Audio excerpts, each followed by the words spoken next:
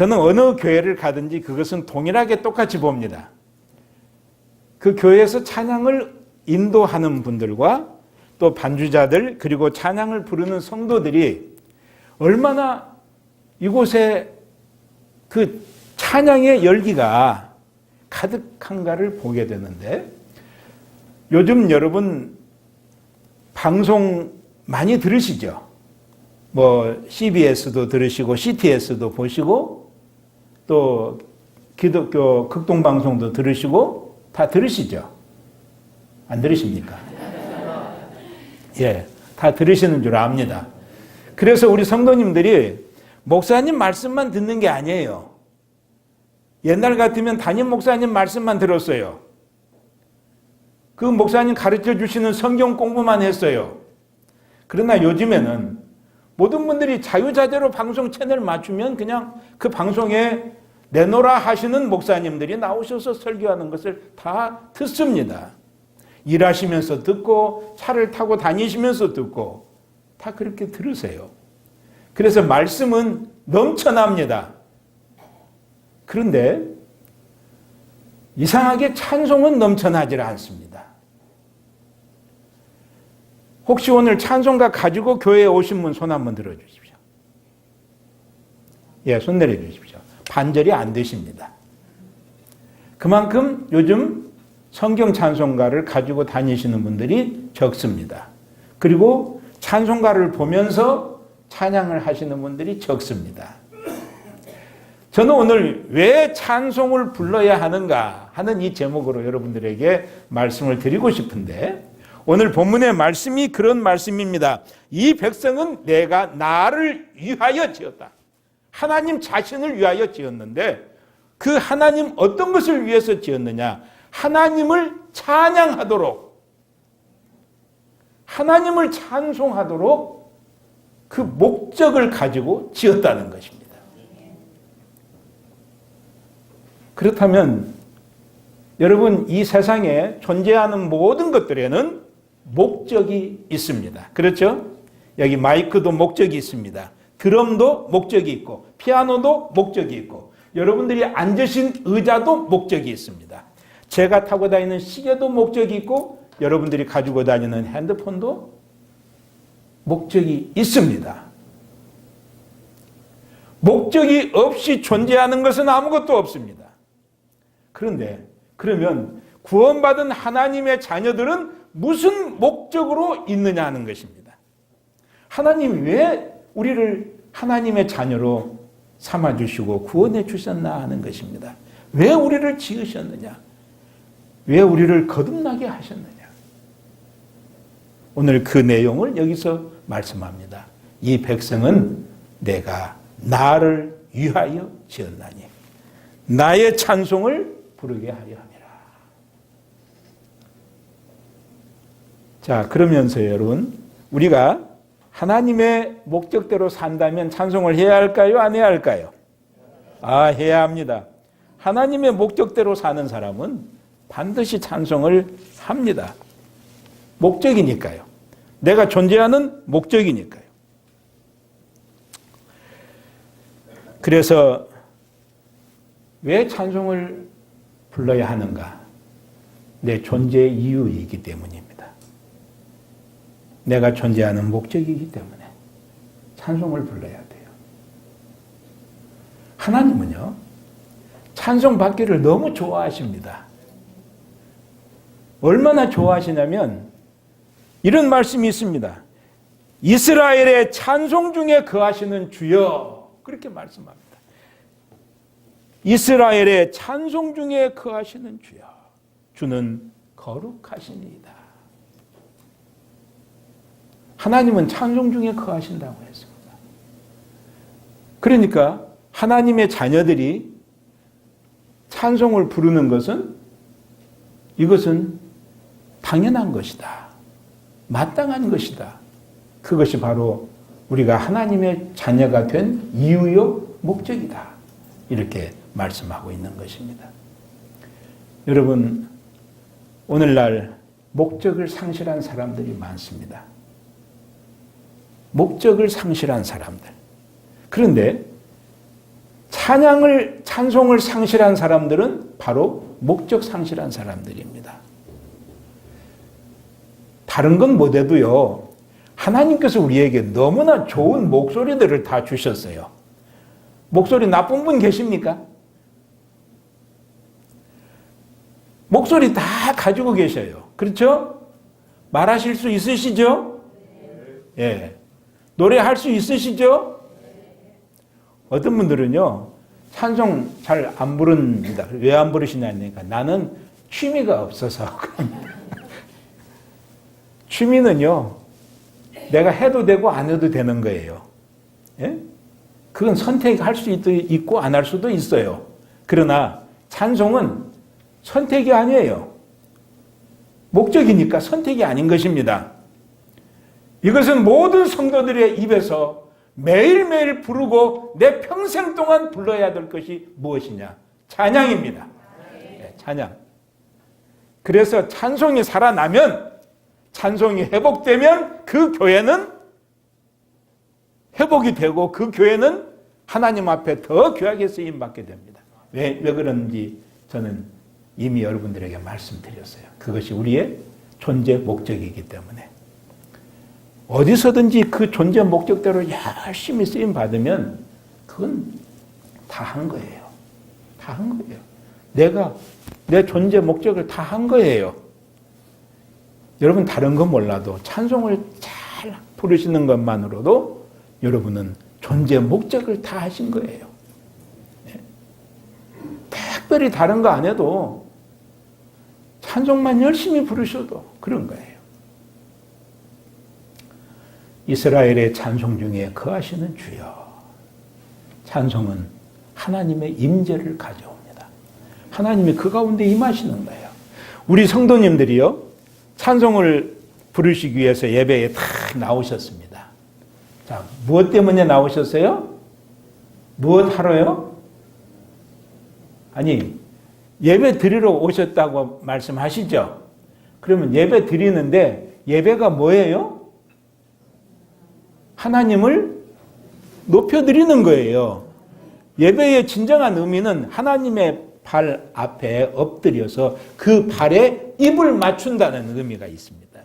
그 발에 엎드려서 입을 맞춘다. 그러니까 우리가 하나님께 드리는 예배는 경배의 의미가 있는 거예요. 경배.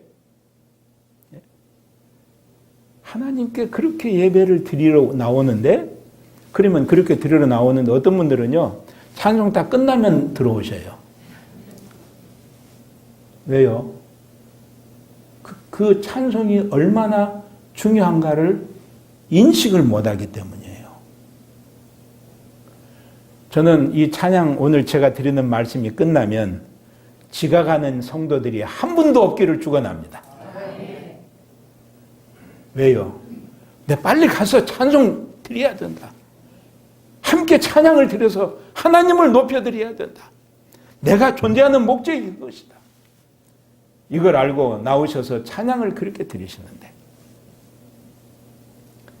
그러면 하나님께서 찬양을 받으시기 위해서 이 가운데 임재하셔서요.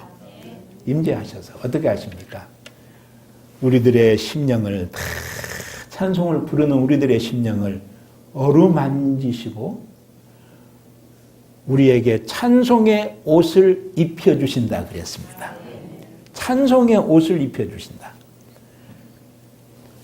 오늘 옷안 입고 오신 분들 안 계시죠? 그런데 찬송을 안 부르시는 분들은 벌거숭입니다. 찬송의 옷을 하나님 우리에게 입혀주셔요. 그래서 찬양을 부르는 거예요. 예. 이 찬송의 옷을 입혀주시면요, 어떤 결과가 일어난 줄 아십니까? 그 심령들이 하나님의 은혜로 다 치유되고 회복되어지고 쌈의 힘을 받게 됩니다. 상처가 싸매어지고 치유되어지고 회복되어지는 은혜를 경험합니다. 우리나라 김동길 교수 하면 여러분 다 아시죠? 그 김동길 교수님이 그런 이야기를 했습니다. 자기는 참 엄청난 어려움 가운데에서 이 김동길 교수님이 사셨어요. 이분 연세대 명예 교수이시고 나는 왜 크리스찬인가라는 책 가운데서 이런 이야기를 했습니다. 나를 키운 건 어머니의 찬송입니다. 그렇게 얘기를 했어요. 아버지는 가족들을 돌볼 생각을 하지 않고 있을 때 어머니는 그 아이들을 데리고 평양으로 나왔습니다. 10년 동안 14번을 이사를 했습니다. 엄동설안에 끼니를 끓일 쌀이 떨어지고 뗄감이 없어 덜덜 떨며 지내야 했던 그때 어머니는 남의 집에 빨래를 해주고 싹바느질을 해주고 하숙도 하시고 그 가난 속에서도 딸을 여학교에 보내고 삼복 더위에도 그 고생을 하면서 부르시던 찬송이 있었다 그랬습니다. 어머니는 그 찬송을 매일매일 부르시면서 그 심령에 하나님의 은혜로 위로를 받고 격려를 받고 소망을 갖고 그 어려운 시절을 지나오실 수 있었다. 그렇게 말씀합니다. 그 찬송이 여러분 궁금하시죠? 궁금하시죠? 네. 여러분이 다 잘 아시는 찬송입니다.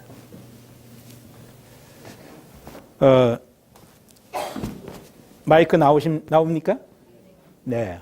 제가 이 피아노를 치면서 여러분과 함께 그 찬양을 좀 부르고 싶습니다.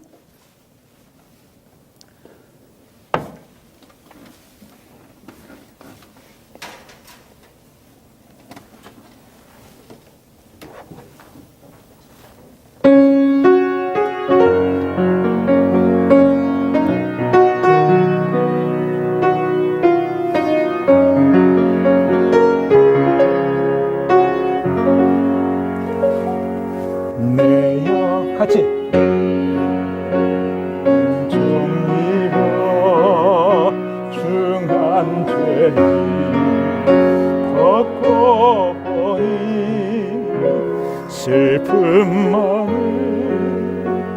이 세상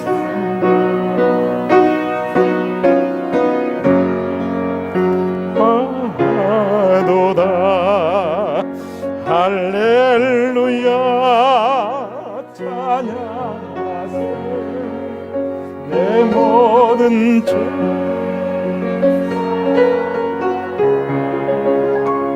주 예수와 동행하니 그것이나 하늘나 높은 산이 거친들이 높은 산이 거친들이 토막이나 궁궐이나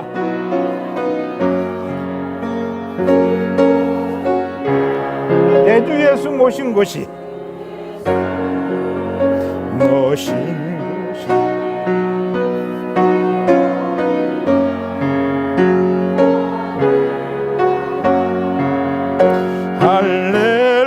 할렐루야 찬양하세 내 모든 죄 사함받고 주 예수와 동행하니 그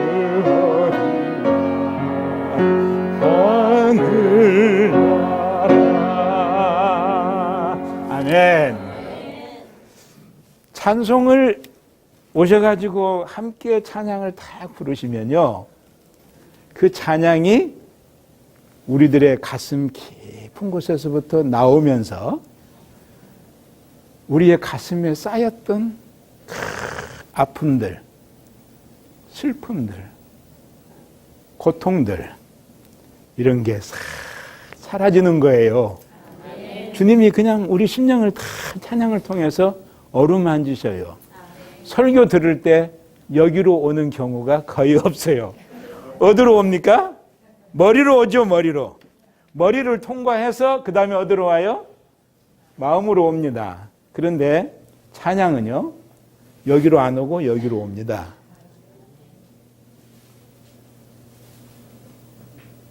우리 여기에 연로하신 분들 계시지만 연세가 드신 분들은 그 찬송을 딱 들으면 그 순간 벌써 가슴이 울컥합니다. 그리고 그 찬송을 부르면서 눈시울이 적셔지고 그 가슴에 상처들, 아픔들이 치유되는 걸 느끼게 됩니다. 이게 하나님께서 우리로 하여금 찬송의 옷을 입혀주시는 겁니다. 그리고 우리가 찬송을 드리면 하나님이 그 가운데 임재하셔서 우리 찬양을 받으시는 것입니다.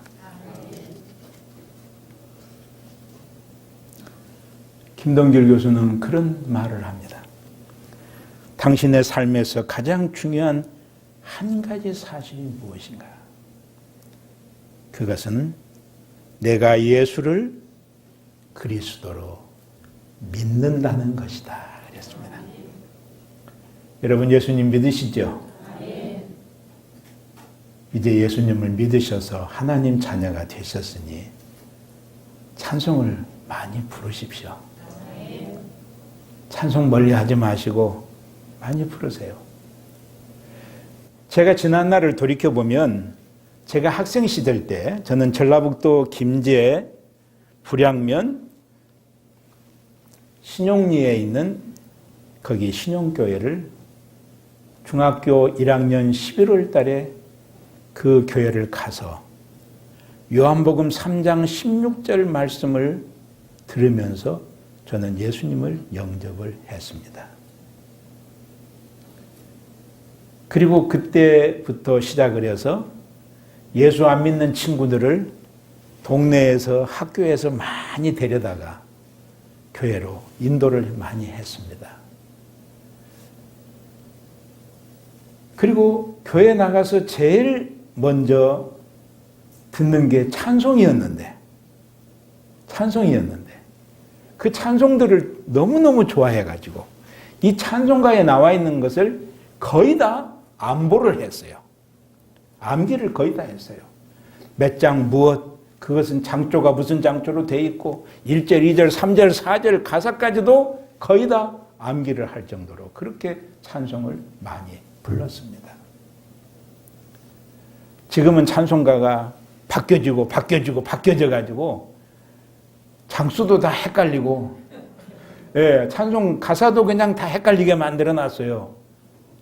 그렇지만 우리가 늘 즐겨 부르던 그 찬송들은 아직도 우리의 가슴 속에 남아 있습니다.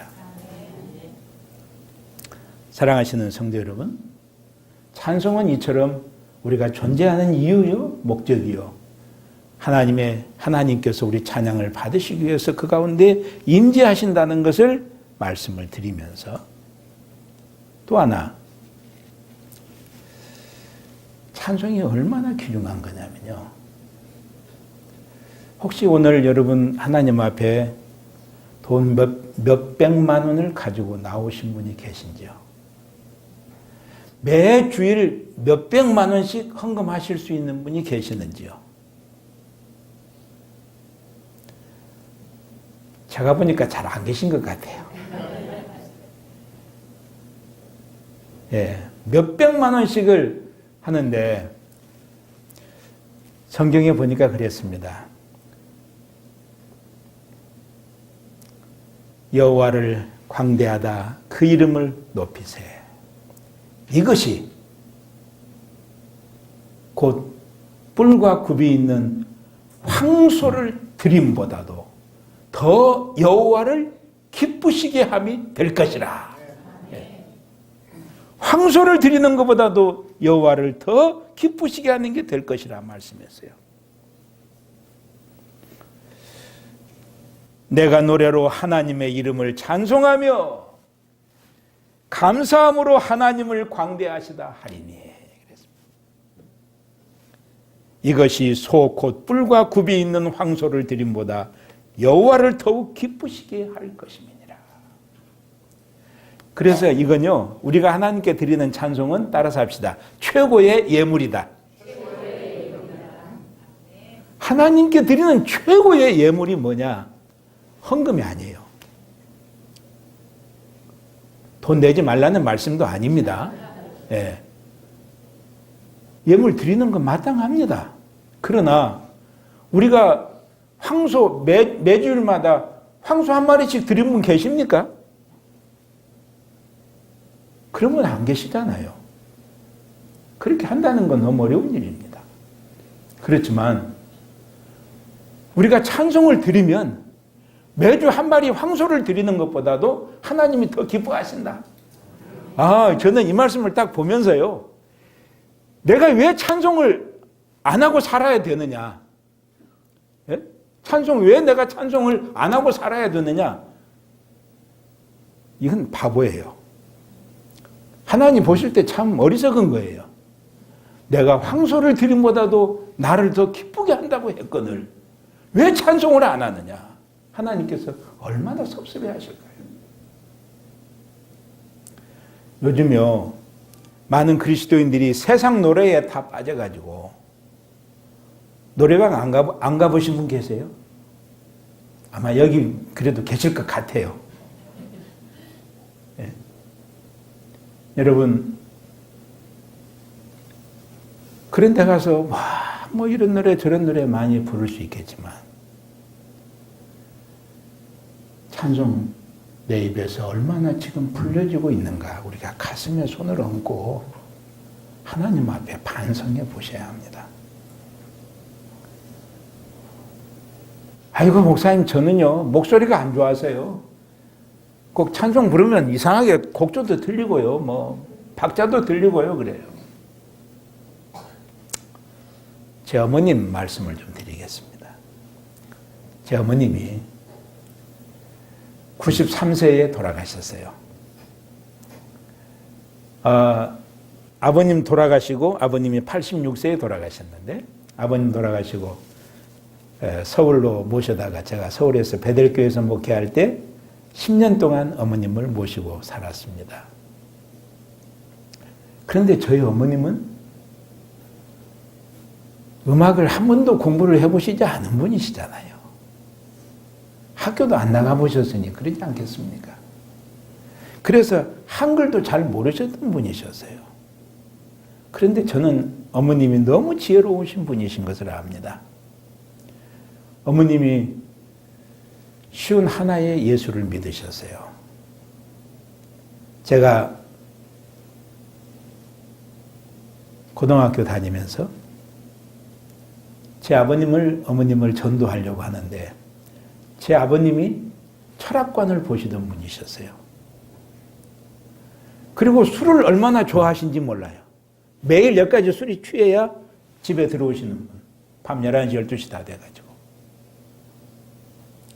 그렇게 좋아하시던 그 술을 아버님이 잡수시고 철학관을 보셨으니 신앙신문이라는 게 어떻게 기독교 신앙이 들어가겠습니까?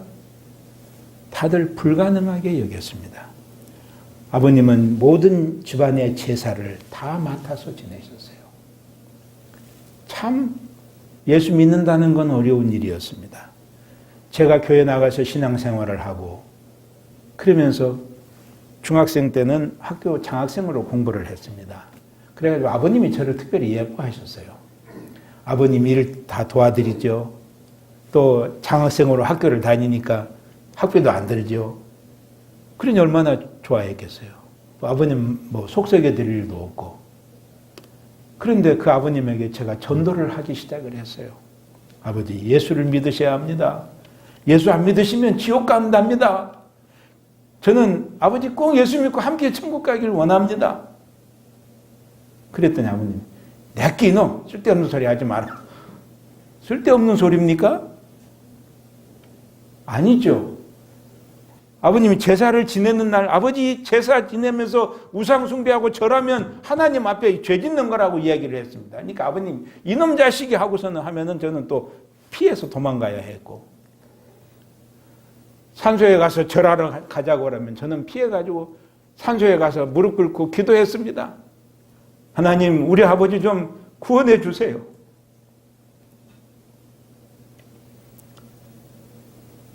그런데 저희 아버님이 예수님을 믿게 됐습니다. 부흥회를 12월 달에 부흥회를 한다고 했는데 저희 집에서 교회까지 한 1.2km가 떨어진 이 마을과 이 마을이었어요. 가운데는 그냥 마을 논만 있는 벌판이고, 그래서 이쪽 마을에서 대평리에서 신용리까지 교회까지 밤에 뛰어갑니다. 뛰어가서 깜깜한 밤에 교회당에 딱 들어가서 엎드려가지고 하나님, 우리 아버지 어머니 구원해 주세요. 하나님, 우리 아버지 어머니 구원해 주세요. 기도를 드리고 또 뛰어와가지고 저희 집으로 들어와서 또 공부하고, 그래서 제가 달리기를 잘합니다. 김재군 대표로 전라북도에 달리기 선수로 나갔습니다. 그런데 그렇게 하고 다녔는데 교회 부흥회를 일주일 앞두고 아버님이 눈이 아프신 거예요. 그러니까 병원에 갔더니, 안과를 갔더니 술 잡수지 마세요 그러시는 거예요. 그러니까 일단 술 문제가 해결이 됐잖아요. 술 문제가 해결이 됐어요. 그래서 이제 아버님 술 안 잡수시니까 아버님 정신이 멀쩡할 때, 아버지 교회 제가 여러 번 가자고 말씀 안 드려요. 오늘 저녁 한 번만 가주세요 그랬어요. 그래가지고 아버지 손을 붙잡고 그 동네, 이 동네까지 1.2km 마을을 지나서, 벌판을 지나서 교회로 아버님, 어머님을 모시고 교회로 갔습니다. 지금은 여러분들이 편안한 의자에 앉아 계시지만 그 당시에는 마룻바닥에 방석 하나씩 놓아놓고 앉았고 그런 때였습니다. 아버님을 모시고 앞자리, 제일 앞자리에 가서 모셔다 놓고 앉아 있었습니다. 저는 하나님의 살아계심을 믿습니다. 하나님께서 그날 밤에 그 강사 목사님을 통해서 저희 아버님의 마음을 확 바꾸셨어요.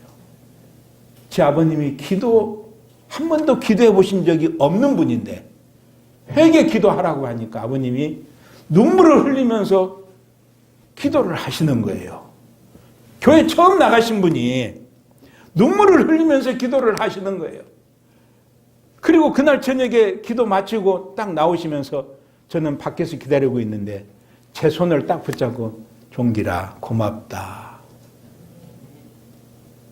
그리고는 그날 낮, 저녁, 그 집회가 끝날 때까지 새벽, 낮, 저녁 계속해서 집회 참석하시고, 그 뒤로 완전히 술, 그렇게 좋아하던 술 끊으셨어요.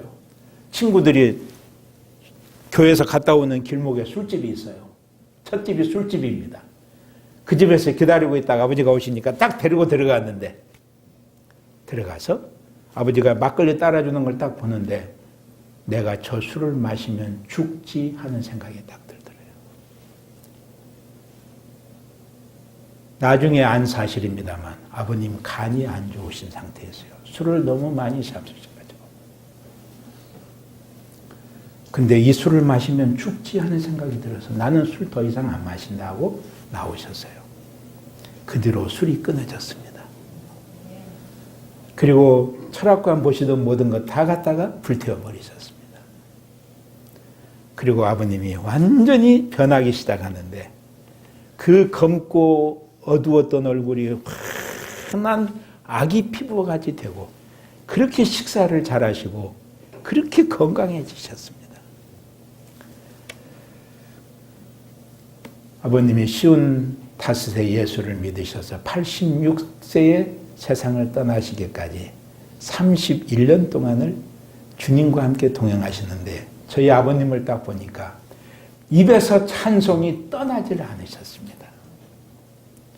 한문 공부를 많이 하셔서 성경책에다가 간단하게 한문으로 몇 줄 탁탁 적어 놓으면서 성경 말씀을 함축시켜서 적어 놓고 그렇게 하시다가 제가 태어났던 대평리 면사무소가 있는 그 마을에 아버님이 교회를 지으시고 거기서 말씀 전하시고 그리고 사시다가 천국에 가셨습니다. 어머님은 그렇게 어머님도 예수 믿으시고 그렇게 기뻐하시면서 사셨는데 저희 어머님은요. 아버님은 찬송을 잘 부르십니다. 박자도 정확하고 음정도 정확합니다. 근데 어머님은 박자도 다 틀리고 음정은 일률적입니다. 그것인 하나님 사랑 말로 다 형용 못하네. 저 높고 높은 별을 넘어. 예, 그게 저희 어머님의 찬송입니다. 그런데 제가 어머님 운명하실 때 어머님 살아계셔서 제가 모시고 있으면서 어머님의 찬송가를 보았습니다. 너무 찬송을 부르셔가지고 달고 달아가지고 이 귀퉁이들이 다 달고 달고 표지들은 떨어진 걸 바늘로 실로 꾸며가지고 그걸 갖다 놓고 줄치고 동그라미 치고 해가지고 거기 있는 찬송들을 곡조는 어차피 똑같으니까요. 어머님은 거기 있는 거 그냥 전부 다 찬송을 1장부터 시작해가지고 마지막 장까지 전부 부르시고 줄치고 부르시고 동그라미 치고 그렇게 해가지고 달고 해서 떨어진 그 찬송가를 보고 성경책을 보는데 어머님의 삶은 말씀과 찬송과 기도의 삶이었다. 그런 생각이 들어요. 하나님이 아마 제일 기뻐하셨을 것 같아요. 곡조는 틀려도요. 그런데요. 저희 어머님이 제가 모시고 살면서 어머님에게서 한 가지 깨달은 게 있었어요. 귀가 열리신 거예요. 네? 귀가 열리셔가지고 복의 근원 강림하사 찬송하게 하소서. 이 찬송을 다 하시더라니까요. 네? 그 찬송을 다 곡조를 제대로 부르시는 거예요. 내 주를 가까이 하게 하면 십자가 짐 같은 고생이나 다 부르셔요. 나 같은 죄인 살리신 그 은혜 놀라와 다 찬송을 곡조에 맞춰서 부르셔요.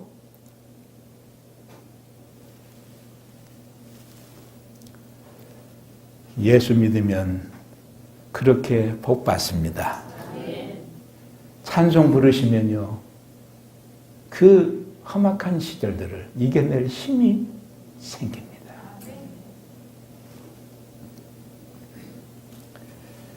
그래서 하나님께서 그 매일매일 제 어머님을 통해서 황소를 받으셨어요. 황소. 그 이상의 기쁨을 하나님은 얻으셨다는 거예요.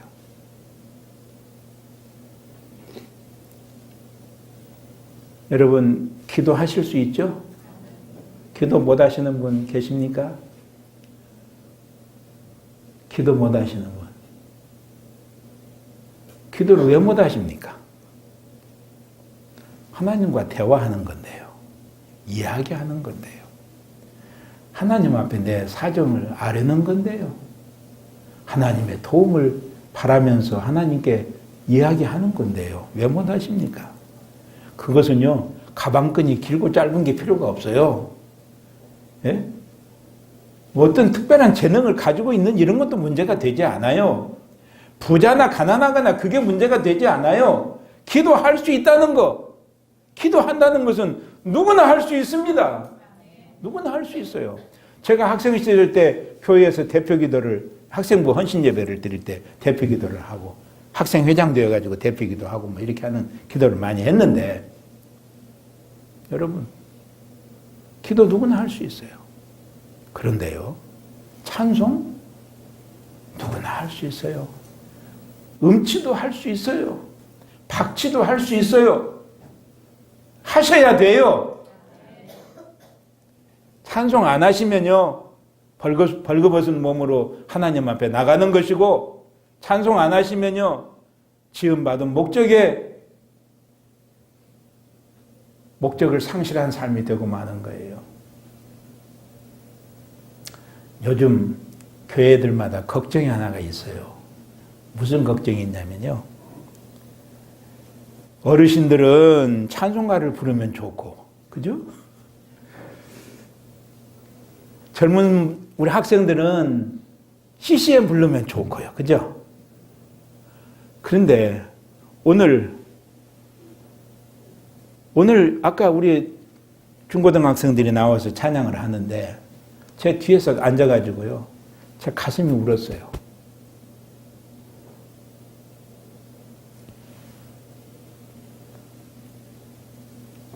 주 나의 모습 보네. 주 나의 모습 보네. 그리고 나의 마음 아시네. 매 순간순간 하나님 앞에 그렇게 나가는 이 모습 주님이 보신다. 그런데 그 찬송 저는 그냥 그 찬송만 딱 나오면요 가슴이 뭉클해져요. 찬송은요 CCM도 복음 성가도 찬송가도 가릴 게 없어요. 가릴 게 없어요. 가리면 안 돼요. 가리면 안 돼요. 이건 시대에 뒤떨어진 음악이다? 아니에요. 그걸 그런 식으로 분류를 하면은 이건 하나님 앞에 죄 짓는 거예요. 예? 지금 시대는 뭐 CCM 시대다? 아니에요. 하나님 앞에 드리는 찬양은 다 소중한 것이고 나의 마음을 만지시고 또 그 찬양을 들음으로써 하나님 영광을 받으시고 또 그 찬양을 통해서 내 심령이 새로워지는 이런 은혜를 경험하게 됩니다. 어떤 찬양이든지 여러분 가리지 마시고 부르십시오. 예. 제가 어저께 우리 김효한 집사님하고 같이 교제하고 저기 하면서 찬송 인도를 하신다고 그래서 좀 이야기를 나눴어요. 저도 불광동에서 좀 교회에서 이렇게 찬송을 제가 회중 찬송을 인도를 한 12년, 13년 가까이 했잖아요. 그래서 찬송 인도를 저도 좀 할 줄 압니다. 그리고 교회 음악을 또 이렇게 오래 가르쳤잖아요. 그래서 어떻게 찬양을 드려야 된다는 거, 그걸 제가 알아요. 그래서 어제 찬송 인도자는 선소리꾼 역할을 해야 된다 하는 이야기를 해줬어요. 성도들이 찬송을 하게 해야 돼요. 어떤 교회 가보면요, 연로하신 분들은 CCM을 부르니까 따라 부르기도 어렵고 도저히 그게 이 감정적으로 안 받아들여지는 거예요. 그러니까 그냥 안 부르거나 아니면 가사만 입만 딸싹딸싹 하시면서 그냥 가사만 이렇게 따라서 이렇게 하시는 거예요. 그러신 분 많으시죠? 어떠세요? 제가 대변해 드립니까? 그래요. 그래서 저는 그렇게 하면 안 된다고 저는 이야기를 합니다. 왜냐? 찬송을요, 모든 성도들이 다 같이 부르게 해야 돼요. 다 같이 부르게 해야 돼요. 아멘 안 하시네요. 예. 여러분, 찬송 소리가 그렇게 안 들려가지고 어떻게 합니까? 예? 찬송 소리가 별로 안 들려요. 인도자들이 마이크 잡고서 하니까 인도자들 목소리는 잘 들리고 드럼 소리도 잘 들리고 신디 소리도 잘 들리는데 여러분의 목소리가 안 들려요. 하나님이 받으시기 원하시는 것은 그런 게 아니에요.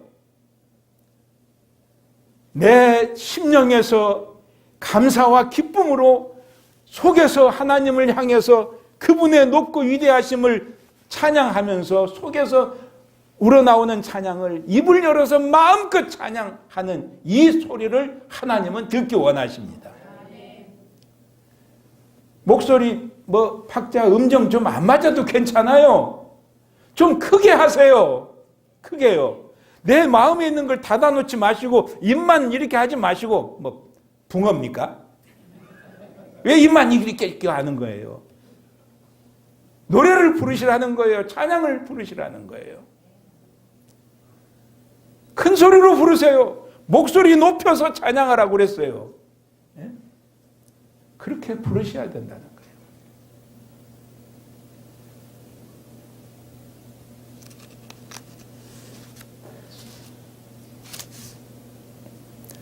바울과 실라가 빌립보 감옥에 다 복음을 전하러 갔다가 잡혀가지고 억울하게 누명을 쓰고 감옥에 갇혔어요. 몹시 두드려 맞고 허기는 지고 착고는 채워졌어요. 어떻게 할 수가 없어요. 그런데 바울과 실라가 밤중쯤 되어가지고 기도하고 찬송했다고 했습니다. 기도하고 찬송했더니 놀라운 일이 일어났어요. 손에 착고가 풀어졌어요. 예? 그리고 그들이요, 옥문이 열렸어요. 도망갈 수 있었어요. 그런데 도망가지 않았어요. 빌립보 간수가 나중에 그 상황을 보고 달려 들어와서 그들을 데려다가 맞은 자리를 씻겨주고 우리가 어떻게 해야 구원을 얻을 수 있느냐고 물었습니다. 그러니까 복음을 전합니다. 주 예수를 믿으라. 그리하면 너와 내 집이 구원을 얻으리라. 이 말씀을 해가지고 그날 밤에 그 가족들이 예수님을 믿고 침례를 받습니다. 여러분, 오늘날 많은 사람들이 결박되어 있어요.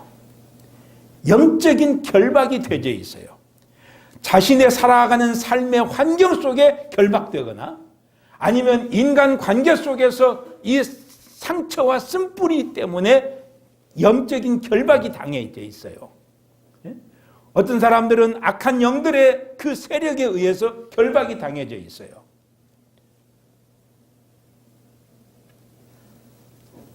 여러분, 어떤 사람들은 요즘 중독되어 있는 경우가 많아요. 알코올 중독, 흡연 중독, 스마트폰 중독, 중독이 너무너무 많죠.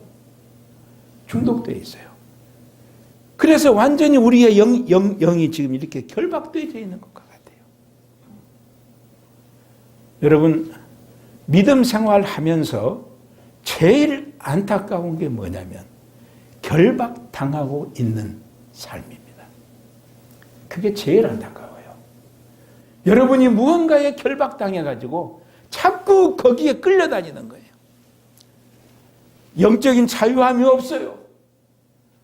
내 마음에서 자유를 노래하고 하나님을 향해서 마음껏 그렇게 살아야 되는데 그런 삶이 되지를 못합니다. 요즘 젊은이들은 완전히 인터넷 그리고 스마트폰에 완전히 지금 중독되어가지고 결박당해 있어요. 게임에 그냥 완전히 결박당해 있어요. 영적인 거 다 저리 가버리고 신앙생활하는 것은 형식적이 되어버리고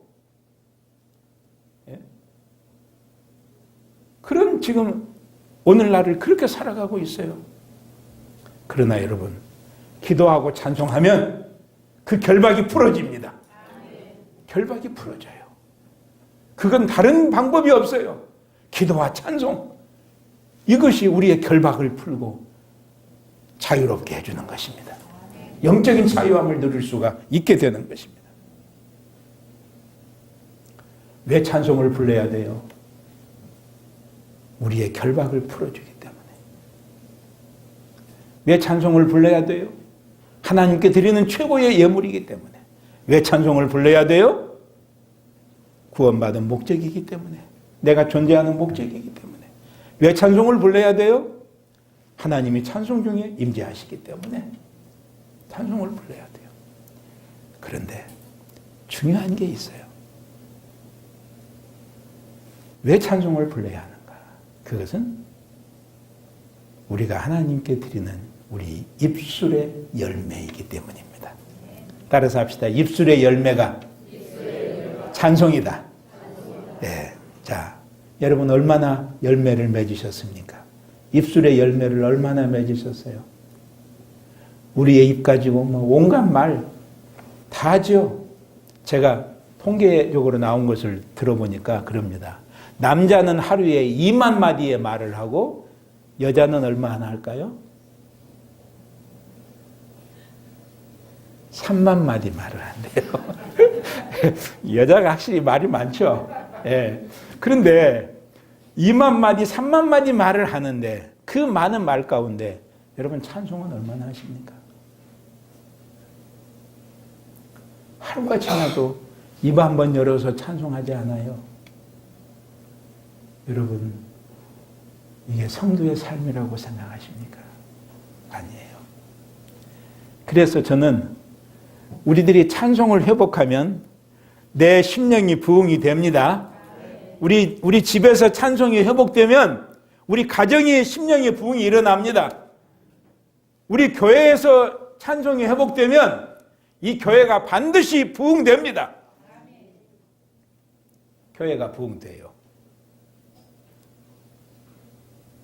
저는 어느 교회를 가보든지 그 교회에 딱 들어가서 첫째 느껴지는 분위기, 그것을 무엇을 통해서 느끼냐면은 성도들의 찬양을 통해서 그 분위기를 느낍니다. 아, 이 교회는 살아있는 교회다. 이 교회는 하나님의 영광을 드러내는 교회다. 이 교회는 그야말로 성도들이 성령 충만한 삶을 살고 있는 교회다. 그걸 느껴요. 그들의 이 속에서 나오는 찬양이 그걸 증명해 주는 것입니다. 제가 1981년도에 순천 애양원이라고 하는 곳에 나환자들이 집단으로 살고 있는 애양원 교회가 있습니다. 여러분들이 잘 아시는 손양원 목사님, 사랑의 원자탄 손양원 목사님이 심우하시던 교회였습니다. 그런데 그 교회에서 김우생 목사님을 모시고 집회를 열게 됐어요. 목사님은 저한테 전화를 주셨어요. 내가 거기 집회를 가는데 혹시 저 목사 와서 특별 찬양도 하고 같이 좀 할 수 있겠나. 그래서 근데 목사님 알겠습니다 하고 순천 애양원 교회를 갔습니다. 갔는데 첫날 저녁에 성도들이 한 500명 정도가 모였습니다.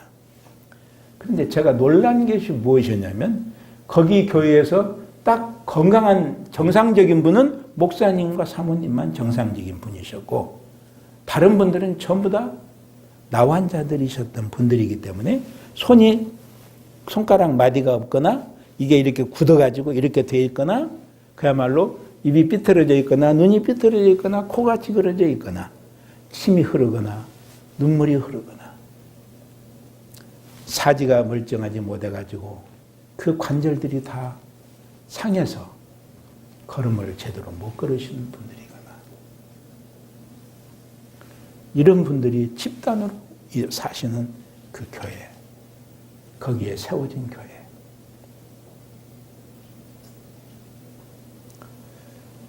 그분들은 예수님을 믿는다는 고백을 저버리지 않고 그 신앙을 지키기 위해서 주어지는 약도 제대로 타서 먹지 못하고 그렇게 관절이 떨어져 나가는 이런 건 통증이 없이 그냥 이게 떨어져 나가니까요. 그런 아픔을 거기서 그들은 겪으면서 지냈습니다. 손양원 목사님이 가서 인사를 하고 신방을 가면은 성도들이 별로 받아주질 않았답니다. 그런데 그들이 그들의 손으로 지어주는 밥을 먹기 시작하면서부터 그분들이 마음을 여셨다는 거예요. 그래가지고 그 교회가 부흥됐는데 500명의 성도들이 부르는 그 찬양 소리가요.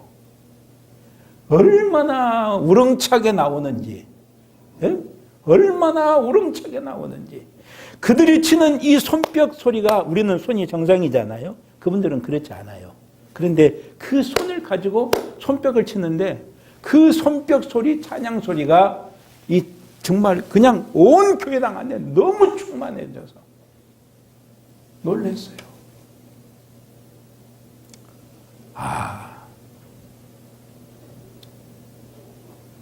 그 많은 역경을 지나오면서 그 신앙을 지켜왔던 그분들의 모습이 무엇으로 나타나는가를 눈으로 목도할 수 있었어요. 그게 그분들의 찬송이었어요. 찬송이었어요. 여러분, 찬송이 잘 불려지지 않더라도 자꾸 부르시면 한 장을 가지고 계속 부르시고 1절, 2절, 3절, 4절 가사를 음미하시면서 계속 부르십시오. 왜요? 그 찬송들은요, 그냥 아무나 지은 시가 아니에요. 아무 사람이나 지은 시가 아니에요. 그 곡은요, 아무런 작곡가나 붙여진 곡이 아니에요. 그 곡은요, 정말 영적인 그리스도인들이 붙이고 그 가사들은요, 정말 주님의 사랑을 깊이 체험한 사람들이 큰 영적인 감동을 주는 시들, 그런 시들로 쓰여진 찬송이에요. 네? 사랑하시는 여러분, 그 찬송들을 여러분의 삶에서 신앙 고백으로 부르십시오. 그 신앙 고백으로 부르십시오. 그러시면요, 그 찬송이 여러분의 신앙을 더욱 견고하게 세워줄 뿐만 아니라 어떤 시련과 어려움 속에서도 그 찬양의 삶을 통해서 이겨내시리라 믿습니다.